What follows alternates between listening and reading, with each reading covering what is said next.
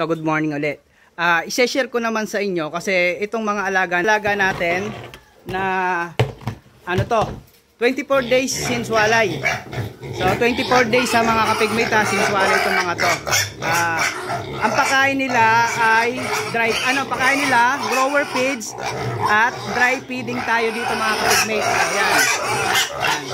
Dry feeding po tayo ngayon.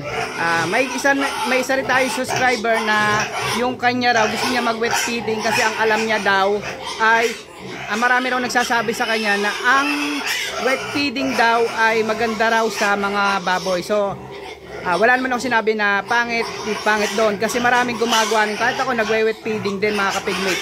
Tandaan nyo lang, ito lang sasabihin ko sa inyo kung saan kayo compatible kasi sa inyong baboy yan, kayo nag-aalaga dyan, kung saan kayo compatible sa pagpapakain sa baboy nyo, kung wet ba or dry, doon kayo. Kasi kung gagayahin nyo lang yung nakikita nyo sa iba at hindi naman compatible sa inyo or hindi kayo sanay sa ganong paraan, huwag nyo nang gayahin. So ito, papakita ko na rin sa kanya kasi sinabi ko dun sa isa natin, sa nagtanong sa atin, ang sabi ko sa kanya, sa akin namang mga alaga, pwede ako mag-dry, pwede ako mag-wet. Kahit ano doon, pwede sa mga alaga natin. Yung iba raw kasi pag may nagsabi raw sa kanila pag dry feeding daw, tapos nag-wet feeding sila, hindi na kinakain ng baboy. Ako hindi rin ako naniniwala sa gano'n kasi sinubukan ko na rin naman na from dry feeding, nagwe-wet feeding ako. From wet feeding, nagda-dry feeding din ako. Pero lahat po yun ay kinakain naman ng alaga ko. So kagaya ngayon, kanina nagtimbang tayo kung gaano karami ba talagang binibigay natin dito sa 10 heads natin na patining. So ito yun. Yan. So 1.5 kilo itong mga kapigmate na feeds. So dry feeding tayo. Papakita ko lang dun sa follower natin na pwede rin natin i-wet feeding itong alaga natin kahit sanay sila sa dry feeding. Kreto lang dun mga kapigmate, kung ano ang pakain nyo, kung gaano karami yung pakain nyo nung dry feeding kayo tapos wet feeding kayo, ganon din po dapat karami. So sa tubig naman, depende na po yan sa inyo kasi sa akin ngayon, so may nagtanong lang kaya ngayon tayo magda-dry feeding. So ipapakita ko sa inyo ang akin. Ang ginagawa ko kasi mga kapigmate, kunwari ang feeds ko 1.5 kilo, tina-times 2 ko lang. So 1.5 kilong feeds, ang gagawin ko lang 3 kilong tubig. So dito kasi mga kapigmate, ito sa tabong to, per liter nito, sa isang tabo rin na to, 1 liter po to. Ang nito, katumbas lang din ng 1 kilo ang 1 liter. So sa tabong gagamitin naman natin dito, kung 1.5 yung feeds natin dito, itong pantatabo natin, 3 tabo rin ito. So ito yung tubig natin, nakahanda na para sa inyo. So yan, at gawin muna natin langaw, baka malublog. Yan. Yan, tapos ito yung feeds natin, ay yung tubig natin. Yan, babasahin ko lang yan, basta 3 tabo lang mga kapigmate ang ginagawa ko. Yung iba, ang ginagawa ay talagang lunod yung feeds. So sa akin 3 tabo lang mga kapigmate yan. So ganyan lang ako sa wet feeding. Kung gaano karami yung feeds, dinodoble ko lang. So sa ngayon naman, ito dahil nabasa ito mga kapigmate, basa na. So hahaluin lang natin ng konti, hahaluin ko lang to. At maghihintay lang ako ng mga 3 minutes. So 3 minutes okay na yan. Anin na natin yan. Papakain na natin sa mga alaga natin kasi gutom na. So oras na ng kain nila ngayon mga kapigmate. Ito na po yung inalay natin ng 28 days ha.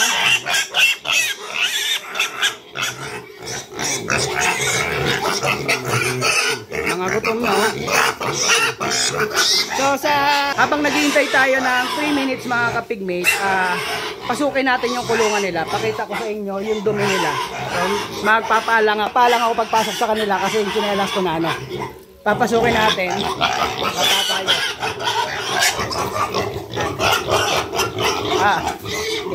Kinakagat ako mga kapigmate. Ay, nakakagat tayo ng mga alaga natin. Dito tayo. Pakita ko sa inyo yung dumi nila. Ayan. Yung dumi nila. Ayan. So lalabas na ulit tayo at Kinukuyog na tayo mga kapigmate ng alaga natin. Kasi 3 minutes pa bago tayo magbigay ng pagkain sa kanila.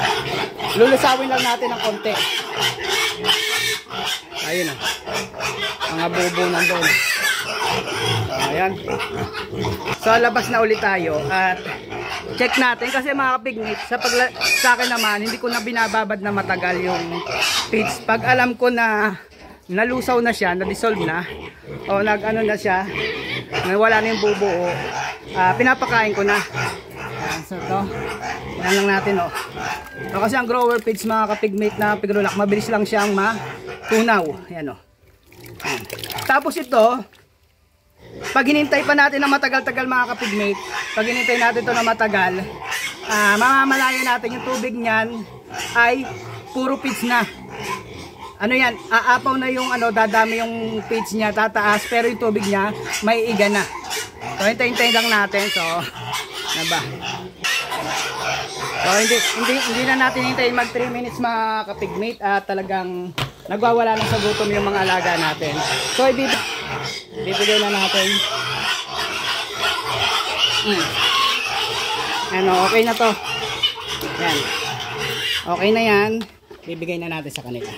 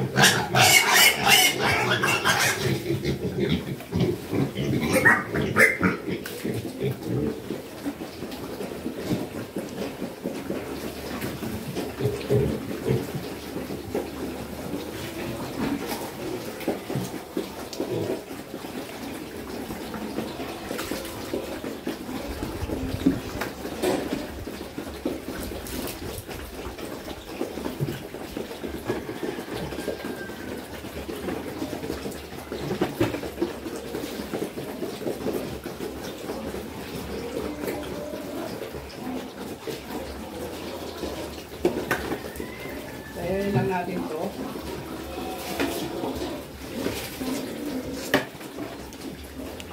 So, yan. Tahimik na sila mga kapigmate. So, first time nila mag-dry feed, mag-wet. Ayan mga kapigmate, yan sinasabi ko. Kahit sanay sila sa dry feeding, yun ang inaano ko doon sa sa isang subscriber natin na isa na galing daw sa dry feeding, pinakain niya ng wet feeding ay ayaw daw kainin ng baboy. So, doon ako nagtataka. Kasi sa akin dito, ito, dry feeding talaga tayo dito mga kapigmate. Tapos, grower feeds ang pakain natin. Pag nasa yun sila, kahit dry feeding sila, pinakain natin ng wet feeding, ay magagana pa rin silang kumain. Hindi naman sila nawawalan ng gana kumain. Yan.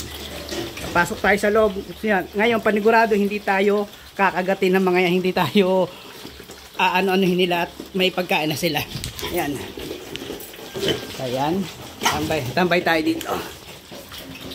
So, 24 days after walay mga kapigmate ha.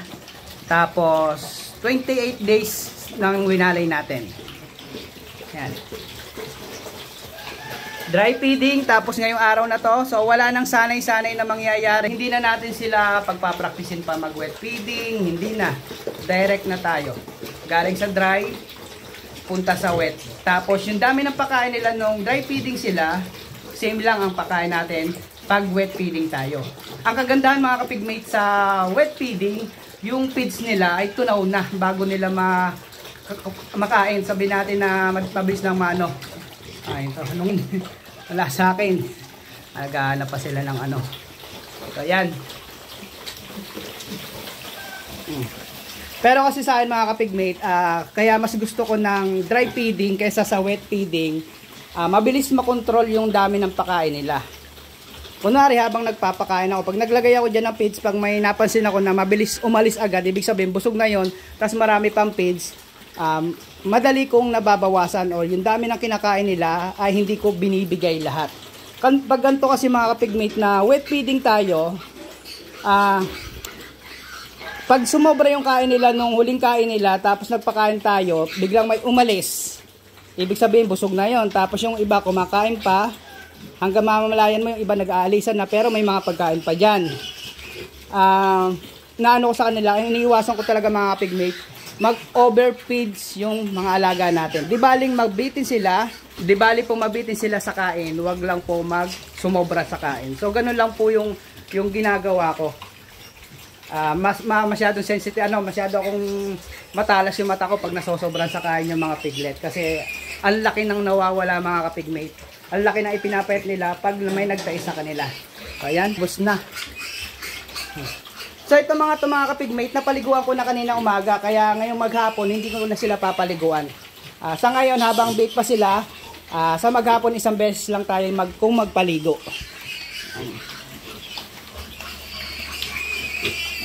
Yan po sila. Ito, nalapit-lapit na sa akin.